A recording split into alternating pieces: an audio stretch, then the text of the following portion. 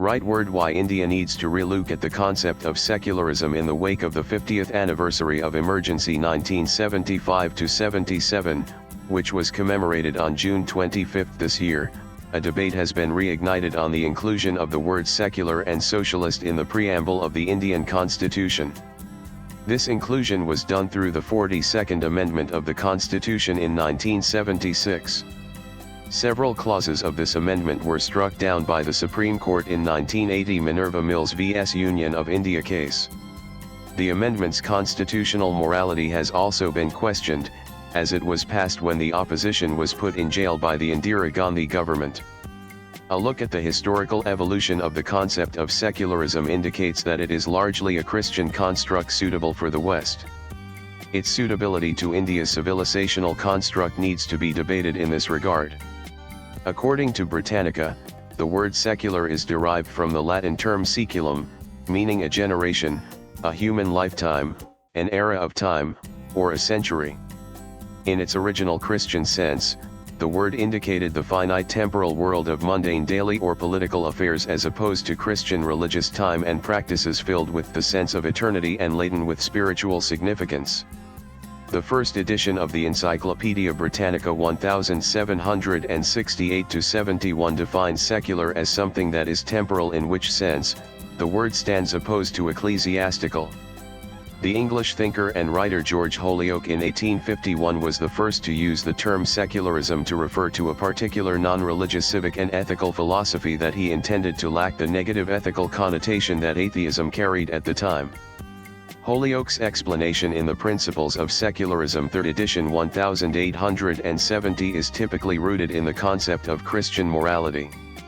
He said, "Secularism relates to the present existence of man, and to action, the issues of which can be tested by the experience of this life, having for its objects the development of the physical, moral, and intellectual nature of man to the highest perceivable point, as the immediate duty of society, inculcating the practical sufficiency of natural morality apart from atheism, theism, or Christianity, engaging its adherents in the promotion of human improvement by material means, and making these agreements the ground of common unity for all who would regulate life by reason and ennoble it by service." Interestingly, after Holyoake's first edition of the Principles of Secularism had come out in the early 1850s, a group inspired by his work started a secular institute on Fleet Street in London in 1854. Their goal was to set up secular societies. Later they also set up a secular guild and published a magazine, Reasoner. The concept of secularism as it is applied today was a typical Christian response to intra-Christianity wars and the dominance of the Church in Europe. The Christian wars in the 16th and 17th centuries had ravaged Europe, as the Church was intertwined with the state in such a manner that one couldn't segregate the two. The Treaty of Westphalia 1648, which ended the 30 Years' War in Europe, was the first significant step by the Western polity to curb the authority of the Church by introducing the principle of quaes regio, eius religio, the ruler's religion would be the religion of the people.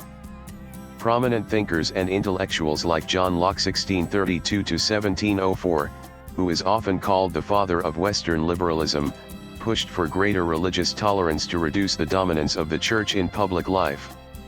One of the key milestones in the development of this Christian framework of secularism was the French Revolution in 1789. It was a violent revolution against the dominance of the Church in France. According to Stuart J. Brown and Timothy Tackett, Christianity, Enlightenment, Reawakening, and Revolution 1660–1815, Cambridge University Press 2008, by 1794, the radical revolutionaries had literally attempted to de-Christianize France by closing down churches, forcing priests to resign or emigrate, and inventing new republican cults to replace Christianity. Over the next 20 years, as Catholics struggled to restore religious practice, France's leaders worked to define a new relationship between nation and religion. In the later years of the revolution, the Directory 1795–99 experimented with separating church and state, yet continued to view Christianity as potentially subversive and to pursue anti-clerical or de-Christianizing policies. When Napoleon came to power, he negotiated a new settlement that re-established Catholicism as the religion of the majority of the French and sought to make it dependent upon the state. Most importantly, the French Revolution laid down the foundation for the principle of laicite separation of religion and the state. In 1905, France formally codified it as a law. The rest of Europe broadly followed this principle. Indian intellectuals and politicians who were in awe of Western liberalism or Marxism picked up this idea and thrust it upon India. Swipe left for next video. In the Indian civilizational construct dating back several millennia, religion never dominated the state because we were ruled by the concept of dharma, a set of eternal values that has nothing to do with any particular way of worship. In this context, it is important to take a relook at the concept of secularism as originated in the West and is being applied to India. The writer is an author and a columnist.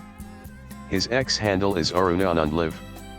Views expressed in the above piece are personal and solely those of the author. They do not necessarily reflect News 18's views. Latest blogs.